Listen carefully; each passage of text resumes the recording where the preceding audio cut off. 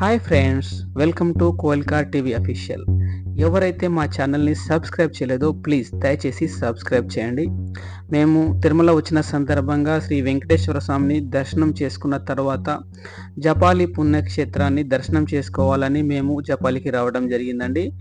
జపాలికి వెళ్ళాలంటే అక్కడికి ఒక 2 కిలోమీటర్స్ వరకు మనం బై వాక్ వెళ్ళాల్సి ఉంటుంది. లోపల చాలా పెద్ద ఫారెస్ట్ ఉంటుందండి, లోపల ఉంటుంది పుణ్యక్షేత్రం. చూడండి, చాలా మంది భక్తులు బై వాక్ వెళ్ళి దర్శనం చేసుకొని వాళ్ళు రిటర్న్ వస్తున్నారు. ఇప్పుడు మనం దర్శనం చేసుకోవడానికి ముందుకు వెళ్తున్నాం. చూడండి, మీకు ఈ వీడియోలో పూర్తిగా జపాలి పుణ్యక్షేత్రం గురించి మీకు పూర్తి వీడియో ఇందులో మీకు చూపించబడును. దయచేసి ఎవరైతే మా ఛానల్ని సబ్స్క్రైబ్ చేయలేదో ప్లీజ్ సబ్స్క్రైబ్ చేయండి. అదేవిధంగా ఈ పవిత్ర పుణ్యక్షేత్రం యొక్క విశిష్టతను గురించి కూడా మనం ఈ వీడియో ద్వారా తెలుసుకుందాం. అచంచలమైన భక్తికి, దాస్యానికి మారుపేరు ఆంజనేయుడు. ఆంజనేయునికి దేశవ్యాప్తంగా ఎన్నో ఆలయాలున్నాయి. అయితే హనుమంతుని జన్మించిన ప్రదేశంగా పేరుగాంచిన జపాలి తీర్థం విశేషాలను ఈ కథనంలో మనం తెలుసుకోబోతున్నాం. ఆంజనేయుని జన్మస్థలమే జపాలి.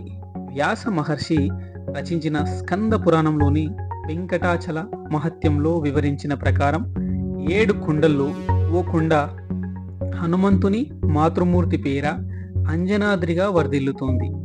అంజనాదేవి తపస్సు చేసిన దివ్య స్థలమే అంజనాద్రి. ఆ పుణ్యమూర్తి గర్భాన హనుమ జన్మించిన ప్రదేశమే జపాలి తీర్థం ఉన్న ప్రదేశం. చూడండి, ఈ కొండలు ఎంత బాగా కనిపిస్తున్నాయో, ఎంత మంచి ఈ పుణ్యక్షేత్రము. మేము కూడా అసలు ఎక్స్పెక్ట్ చేయలేదు ఇంత బాగుంటుందని. ఇక్కడికి వచ్చిన తర్వాతే ఈ స్థలాలను, ఈ ప్లేస్ని, లొకేషన్ చూసిన తర్వాత వావ్ సూపర్, ఎంత బాగుందని మాకు అనిపించింది. హనుమ నామస్మరణతో తొలగే గ్రహ పీడలు. సాధారణంగా అనునిత్యం ఇంట్లో హనుమంతుని పూజిస్తే ఆ ఇంట్లో ఉన్న సమస్త భూత ప్రేత పిశాచాలు, సమస్త గ్రహ దోషాలు తొలగిపోతాయి. ఆర్థిక, మానసిక శత్రు బాధలు తొలగి లక్ష్మీదేవి ఆ ఇంట స్థిర నివాసం ఉంటుంది. ఆ ఇంట్లో నిత్యం శుభకార్యాలు జరుగుతాయని శాస్త్రవచనం. అలాంటిది సాక్షాత్తు హనుమాన్ జన్మించిన ప్రదేశం జపాలిని ఒకసారి దర్శిస్తే ఇలాంటి క్లిష్ట సమస్యలైనా తొలగిపోతాయి. అందులో భాగంగానే మేము కూడా దర్శించుకోవాలని వెళ్ళటం జరుగుతుంది. జపాలి తీర్థం విశిష్టతను గురించి కూడా మనం ఇప్పుడు తెలుసుకుందాం. జపాలి మహర్షి కోరిక మేరకు స్వామి ఇక్కడ స్వయంభుగా వెలిసినట్లుగా చారిత్రక ఆధారాలున్నాయి. జపాలి తీర్థం చిత్తూరు జిల్లా తిరుమల కొండపైన శ్రీ వెంకటేశ్వర స్వామి సన్నిధికి 5 కిలోమీటర్ల దూరంలో నెలకొని ఉంది. స్కంద పురాణంలో వెంకటాచల మహత్యంలో ఈ క్షేత్రం గురించి ప్రస్తావించారు. తిరుమల కొండపైన పాపనాశనానికి వెళ్ళే మార్గంలో ఒక మలుపు వద్ద ఆంజనేయుని ముఖ మార్గంలో కనిపిస్తుంది. ప్రకృతి రమణీయతల మధ్య నెలకొని ఉన్న ఈ ఆలయం భక్తులకు ఆధ్యాత్మిక అనుభూతితో పాటు మానసిక ప్రశాంతతను కూడా ఇస్తుంది. రియల్లీ అండి, ఇప్పుడు మేము ఇక్కడికి వస్తున్నాం కదా, మాకు చాలా మనశ్శాంతిగా, చాలా ప్రశాంతంగా ఉందండి. చూడండి, ఇక్కడ కోతులు కానీ ఈ విధంగానే వీడు మావాడు, వీడిని కూడా మేము బైవాక్ తీసుకెళ్తున్నాం. 3 years ఉంటాడు. వాడు నడుస్తూ ఉన్నాడు, మేము నడిపించకుండా కానీ వాడు నడుచుకుంటా మాతో పాటు వస్తూ ఉన్నాడు. అదేవిధంగా మేము ఒక పురాణ గాథ గురించి కూడా ఇప్పుడు మీకు చెప్పబోతున్నాం. జపాలి అనే మహర్షి ఈ ప్రాంతంలో తపస్సు చేసుకుంటుండగా రుద్రుడు ప్రత్యక్షమైన తన రాబోయే అవతార విశేషాన్ని ముందుగానే చూపిస్తాడు. అదే హనుమంతుని అవతారం. జపం చేయడం వల్ల అవతరించాడు కాబట్టి ఈ క్షేత్రాన్ని జపాలి అంటారు. అన్ని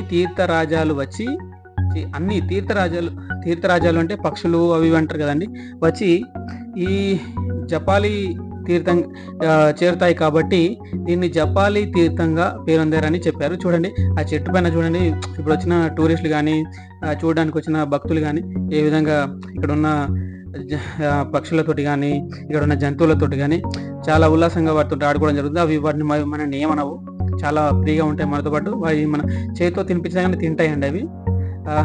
ఇవి మన ఉడతల్లాగా ఉంటాయి, కానీ అందులోనే ఉడతల్లోనే ఇవి ఒక రకం అని అనుకుంటా. ఇవి ఓన్లీ జపాలీలో మాత్రమే కనిపిస్తాయి, మరే చోట ఇవి మనకు కనిపించవు.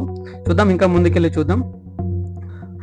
రామాయణంలోని అయోధ్యకాండలో జపాలి మహర్షి అనకూడని మాటలు అనడం వల్ల వాక్ దోష పాపాన్ని మూట కట్టుకుంటాడు. ఆ వాక్ దోషాన్ని తొలగించుకోవడం కోసం జపాలి క్షేత్రంలోని రామగుండంలో స్నానమాచరిస్తాడు.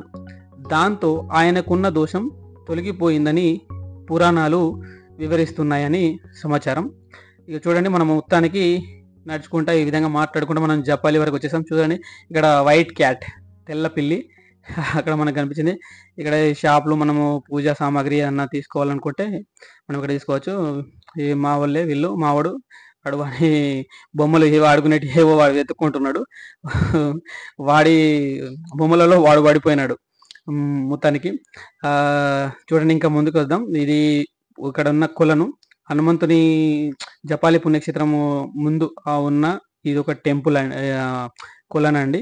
జపాలి తీర్థంలో వెలిసిన హనుమంతుని ఆలయం అత్యంత రమణీయంగా ఉంటుంది. గర్భాలయంలో వెలిసిన స్వామి సింధూర అలంకరణతో ఒక చేత్తో గదను ధరించి రజత కవచలంకృతుడై భక్తులకు అభయమిస్తూ దర్శనమిస్తూ ఉంటాడు. స్వామివారి శిరస్సు పైభాగాన శ్రీ సీతారామచంద్ర స్వామివారి ఉత్సవ మూర్తులు కొలువై ఉంటాయి. నిజమండి, నేను జపాలికి ఈ పుణ్యక్షేత్రానికి నేను రావడం అయితే ఇది 4th టైం అండి. చూడండి ఇక్కడ ఎంత బాగుందో. ఇది మన జపాలి పుణ్యక్షేత్రం. ఇక్కడ ఈ క్షేత్రంలో ఇక్కడ చూడండి, సరౌండింగ్ మొత్తం పచ్చని అంత గ్రీనరీ. చూడమంది చాలా మంది భక్తులు ఇక్కడికి వచ్చి ఉన్నారు. చూడండి ఎంత పీస్ఫుల్గా, ఎంత ఇక్కడ మంచిగా యోగా చేసుకున్నా చాలా బాగుంటుందండి. ప్లీజ్ సబ్స్క్రైబ్ అండి. ఇలాంటి మంచి మంచి వీడియోలతో మీ ముందుకు వస్తాం. Thank you friends.